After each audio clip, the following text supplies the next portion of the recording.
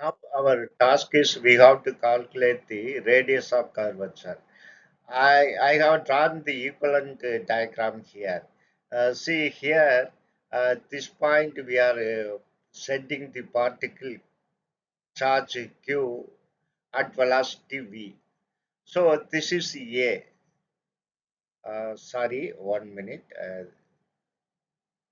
This distance between where particle enter and where particle leaves is A. I am drawing a parallel line here, which is actually this is also A, and this distance is D. This distance. For explanatory purpose, I have redrawn this diagram. So you can understand this having a radius of curvature. Uh, that point R is origin. This point is R. So here also this blue color one also R. This yellow color dotted line also R because it's a radius. Radius will be same. So now we have to find the radius R. So we know this distance is A because it's a parallel line. And what about this distance is D? Distance between this point and this point is D. So now what you can write, you need this distance. This distance naturally r minus t, r minus t.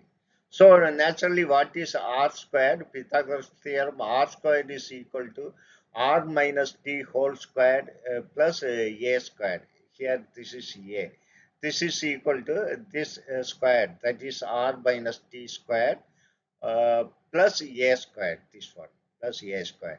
Now you expand this out, which is equal to r minus t whole squared is equal to r squared plus t squared minus 2rt plus this a squared.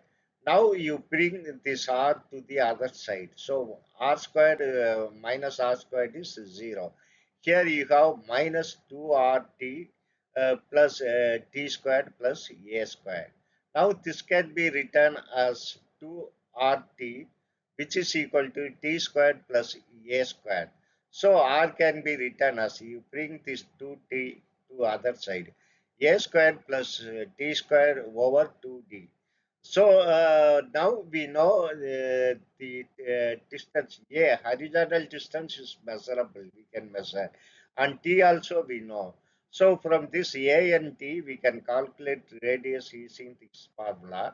Already we have seen the momentum is equal to Q into P into R. I am replacing R by this. So P is equal to Q P A squared plus T squared over 2D. Here all are measurable quantities, so we can easily find out the momentum of the particle.